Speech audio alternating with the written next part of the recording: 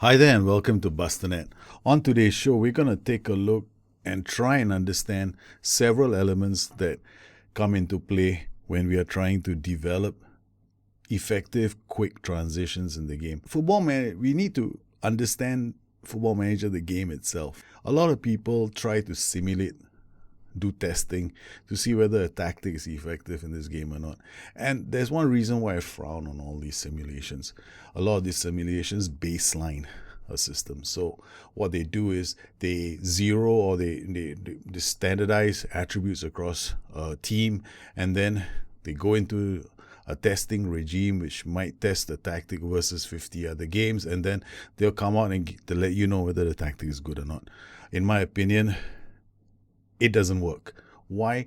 Because FM isn't a game where there is an action priority list like you get in games like World of Warcraft. In games like World of Warcraft, when you go into the game, there's a boss.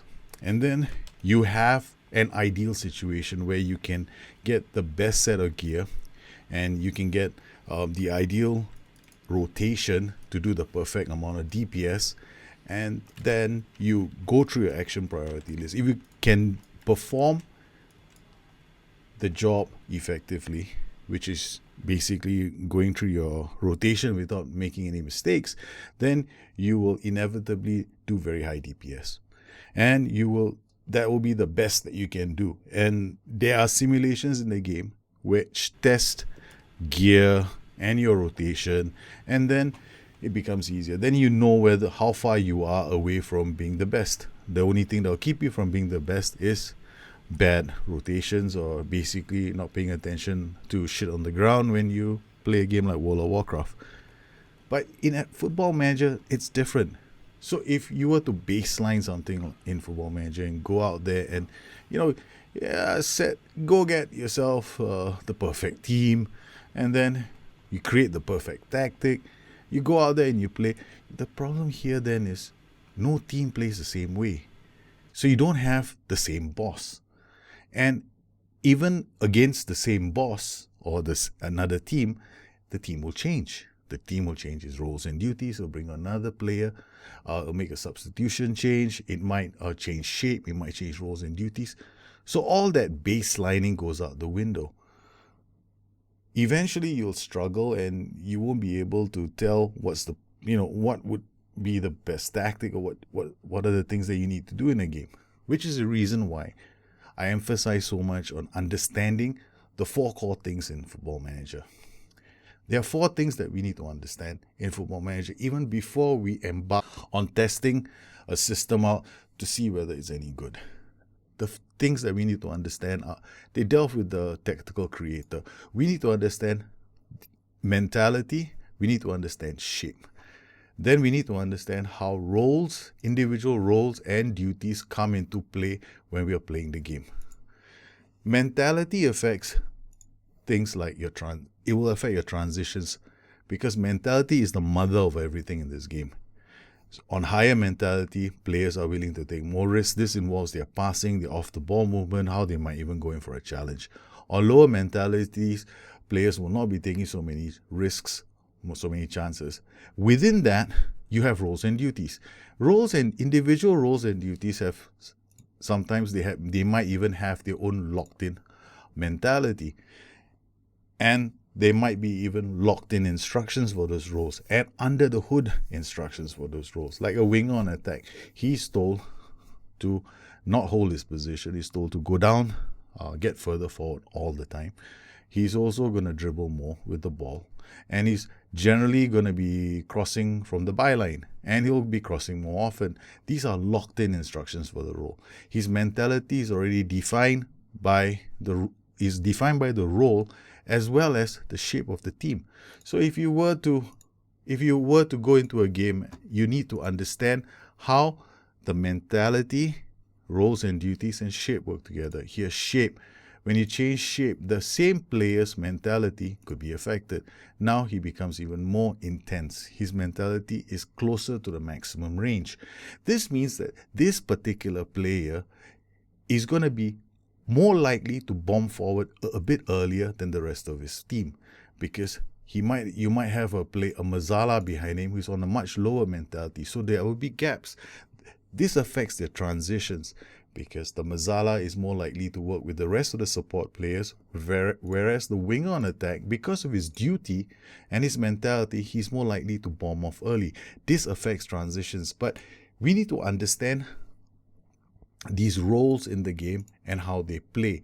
And each one of these roles could be affected by mentality and shaped slightly differently. When you're playing on very fluid mentality, the winger on attack's individual mentality isn't going to be too far away from that of the Mazzala.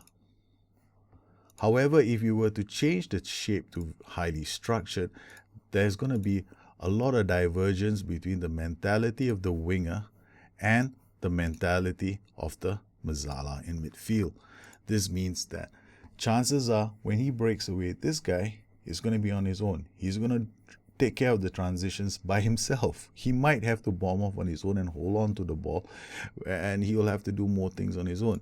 Now, if you were to play it on very fluid, these two he might end up waiting for the Mazzala. He might turn around to play the ball to the Mazzala because now they're almost on the same wavelength. Whenever you build a tactic, you need to understand how mentality, shape, roles, and duties work together. Now, you frequently hear me saying, I'm going on structure because I want the transitions to be faster. But there's more to it than just the shape. It's got to do with how those roles and duties will play within that shape. And on top of that, how the whole thing is affected by the mentality of the team overall. When I was playing FM in FM 17, I frequently used a tactic which was a narrow 4-2-3-1, if some of you realize. And then I would go standard fluid, and then I'll switch to overload structured. There was method in my madness because I knew that if I played it on standard fluid, everybody will be thinking about the standard mentality. But if I switched it over to overload structured, then I knew that the players who were the more attacking duties, they were going to bomb off on their own. They were going to do things on breaks, and I would get my very fast transitions because the mentality is affecting those duties, and because I'm on a structured shape, it's not going to affect everybody on the team. Okay, I hear you. Yes, we all understand that part. But how do you actually tell in the game itself? This is where understanding the transitions becomes important, because how do you know how to make a quick transition if you can't understand why the transition is breaking down, or who is getting forward, who's coming up to support, who is going off on his own? Well, that's what I'm going to do next. Step 1, know your tactic. Whenever you create a tactic and you have chosen the roles, look at the tactic and think about how your transitions are going to play out. Here we have a tactic. We know that this role of the defensive forward, he's going to dribble less, but he's going to move into channels when he gets the opportunity. This literally means that he's going to attack the space between the two defenders if you're able to camp in the opponent's half. He will hold up the ball, he'll play his few risky passes, and he'll close down more and tackle harder by virtue of his role. For the other roles, we need to understand what each role is going to be doing. Here, the Mazzala, he's been told to play few risky passes, which literally means he's not going to be playing any through balls. The CM on support has got nothing. So he's going to be playing literally driven by decisions, because everything on the screen is unchecked. So this player here, if he doesn't have good decisions, you're asking for trouble. On the left flank, we have a winger on attack who's been told to take fewer risky passes, which again means he's not playing through passes. He's going to dribble more run wide with the ball, and he's going to be further away. He'll try to punch into the spaces. On the right flank, we've got a winger on support who's just going to be supporting the attack. So we don't expect him to punch forward. Instead, he'll be playing more with this entire group of players. What's interesting is that we have a wing back on attack behind him. We can expect this wing back to get around him when we have control of midfield. At the back, we have a fullback on support who's just going to be hanging around in midfield while the wing on attack goes foraging in front. So from this one tactic alone, where do we expect the goals to come from? We expect the goals to come from the DLP trying to play passes down the line here, because he'll use his decision making to make those passes. The wing on attack is going to bomb down the flanks. We can expect the wing back to overlap. So the defensive forward as the whole drop down into midfield and link up play so that the Mazzala can use his flair to either find the winger, or we let the CM on support do some decision making as to whether or not we should play the ball out to the wing back. So we could get the wing back overlapping, dropping in crosses to the winger to attack the goal. We got the defensive forward dropping deep. He might allow the Mazzala to come in late into the box, and then we'll just hang about. So this tactic is basically going to be driven more by control. Now, if we're playing on standard highly structured, we can expect the winger to be on his own most of the time, and he won't have a lot of support. So we have other instructions here like pass into space, play out defense, whip crosses, play wider, and drop deeper. Play wider literally means we're encouraging wing play. Drop deeper will tell the team not to be too far up the pitch when they have the ball. This literally means that we'll be defending quite close to our box at times. So understanding how the whole tactic is going to play out is very important. Now we take a look at the individual mentality. Now the winger on attacks mentality is going to be more or less control. The Mazzala is going to be normal, and the fullback on support at the back will also be closer to normal. So we can expect this winger to be on his own quite often. The defensive forward is going to be on a very low mentality, so he's not going to take a lot of chances with his passes. The DLP on support, he's also not going to take a lot of chances with his passes. So the winger here during the transition phase, well, he's going to have to do a lot with the ball if we were to play this tactic on highly structured. Now, notice when Sane gets the ball, he's a winger on an attacking mentality. He will try to do more on his own. And he loses the ball. Here we're going to go into an attacking transition. Notice where Sane is on the pitch. Now, when Sane gets the ball, he's going to be on his own again, whereas the support duties are not too far away from each other. When they play the ball out to Sane, Sane will be on his own.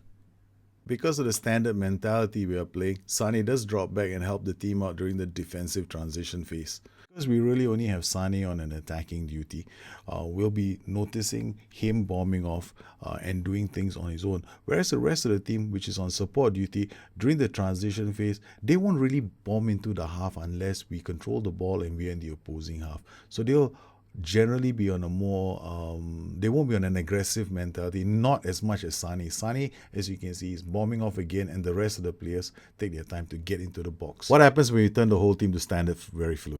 Well, don't be surprised to find your wing on attack helping out the team during a defensive transition. But this is driven largely by the team mentality as well as its individual mentality. Now, during the attacking transitions, there'll be more support. Sane will play with the rest of the team. So now you can see the transitions are affecting a few more players when you're playing out very fluid.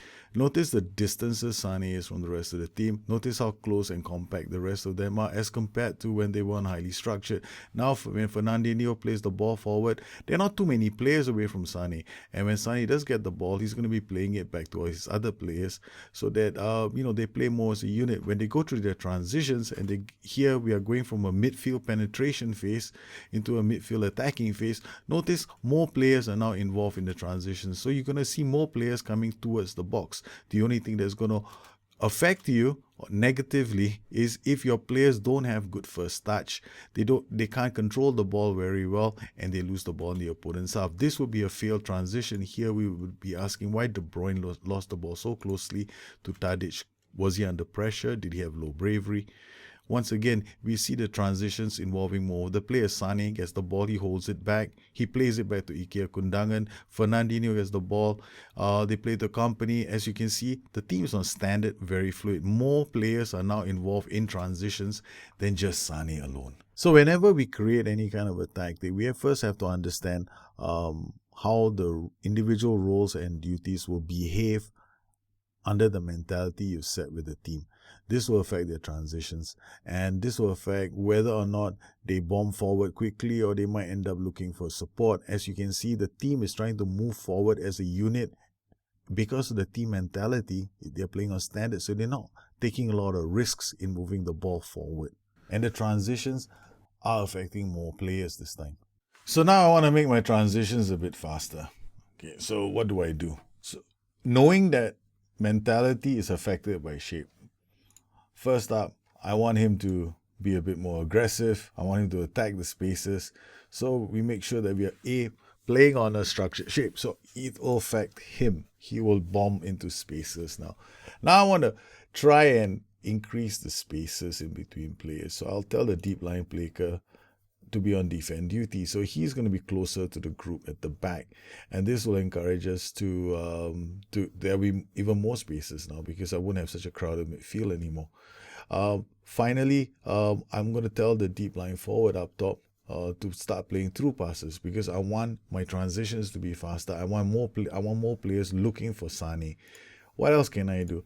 Because I want to increase my transitions. I want to play it a bit more faster. I'll get the Ike Kundungan to start playing direct passes. I'll go to the Mazzala on support and remove this instruction, which is going to affect our transitions as well. So now we have a few players who already been told to play things a bit faster. So I want to get faster transitions. What have I done? First, I've increased the mentality of the team. Now, you can also do this on a lower mentality, but then again, it will depend on your duties and how you want your duties to attack the space. You get the same setup can be used with counter structure, but here the transitions will only affect the players who are. So now I want to have faster transitions. How am I going to get the faster transitions into the game? Knowing that this, if I were to play on structure or highly structured, Sane is going to be on his own. What I'm going to do is I'm going to influence who passes the ball to Sane. First, we're going to go to the Mazzala who had few risky passes on. We're going to remove the instruction, allow De Bruyne to make those decisions. We're going to tell the DLP now to be on a defend duty, put him closer to these players so that there are more gaps on the pitch. And he's been told to play more direct and more risky passes. So now we're hoping that Sane, our transitions from back to front are going to be a lot faster. Finally, we're going to go to the keeper as well because he's on defend duty. We don't want him to be a defend duty. We want him now to play on support so that he does not think about defense first all the time. During the defensive transition phase, when we get the ball, notice Sane is already beginning to move up. He's already doing the transition quickly. He's moving into his attack position when Danilo has the ball. Look at the relative position between Sane and the other winger on support. I mean, the other winger on support is helping the defensive transition. That's understandable. Now, when Ike Gundogan gets the ball, the gaps start to emerge. We're unstructured, so fewer players are going to be involved in the attacking phase. This is one of the players I'm going to be looking out for. He's going to be on his own, and look at him bombing early and forward because of his mentality. He's already moving into an attacking position. He's as high as a striker. When Otamendi gets the ball, we know that Sane is now the second striker in the team. So De Bruyne, who has been given play, we have removed his play rest risky passes. De Bruyne is looking out for Bernardo. The team is moving through the transitions relatively fast. Here again, there will be mistakes that are being made because we're taking more risks with our passing because we want to attack spaces. So the players who have been given more direct, more risky passes will try and spray those passes around. Players who have got few risky passes will not be making those decisions even though we have passed into space as a team instruction. So when we have the ball, what am I going to be focusing on? To understand the transitions and how fast they'll be moving. The keeper now has the ball. Whenever we move the ball to any of these players, Sane is going to move into an attacking position. He might be as high as Aguero on the pitch. If you were to draw a vertical line, there'll be the DLP will now drop deeper, and players like the DLP and the Mazzala will start playing risky passes. Edison plays the ball to Company. Company gets the ball to Otamendi. Notice what Sane does immediately. These are the things that I'm looking out for during a transition phase. You need to pay attention to the attacking duties and how they attack space, because if we want to build in quick transitions, it's about understanding which players are going to be attacking, which players are going to be moving forward. When Otamendi gets the ball, he plays it back to Edison, then to Company, back to Otamendi, back to Edison. Now the support players, they're looking to Ike Gundogan. When De Bruyne gets the ball, Sane still has the ball. Now he's on his own. He's trying to attack the space. He's trying to get through the players because he's on an attacking mentality. Otamendi gets the ball. He gets to De Bruyne. Sane is already moving up. He tries to beat the players on his own without looking for support. build quick transitions, we need to understand how the overall mentality and the individual mentality work together, how individual roles and their duties then impact the style of play a player is going to take, and then we can build in quick transitions. Players on structured mentalities might attack space or might attack players on their own and lose the ball. Alternatively, because of the spaces that we have and because we're building in these quick transitions, the ball moves much faster on the ground and we can actually attack spaces, or these wide players can come in late to score goals. When we are playing on control very fluid, our team is going to be relatively more compact. So the biggest concern we have is balls played over the top. So we have to watch our defensive line. When we play on control very fluid, we frequently see more of our players attacking the box during an attacking transition. So the next time you build a tactic, ask yourself some questions. How does the overall mentality affect my transitions? How does this affect the individual mentalities in the team? How do the roles and the duties help me control areas of the pitch? So if you're going to be trying to... Football is a game about managing space and attacking space to create a numerical superiority somewhere on the pitch so that you can control the game and create opportunities to score. Now, if you are going to be playing this game, then you need to understand how transitions play out, how you can build in quick transitions. To make quick transitions, you need to apply a few things. The first thing you need to apply is mentality. How does overall team mentality affect your support duties, for example? Then you need to understand how the overall mentality might affect individual mentalities and how they play on the pitch. How individual roles and duties play out within the overall mentality is the next phase. This will then influence your transitions, because all shape does is it redistributes mentality.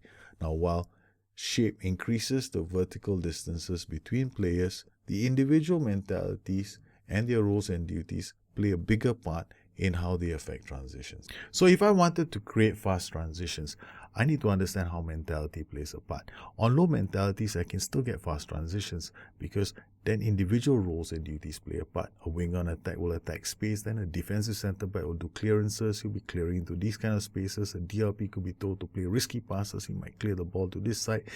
Then you could have exploit the flank shots to influence that and pass into space to influence that even more.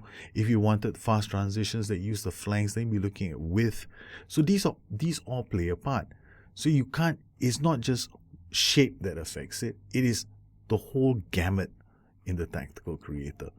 If you want to have fast transitions, you need to think about how mentality, roles and duties shape, and even individual play instructions play a role.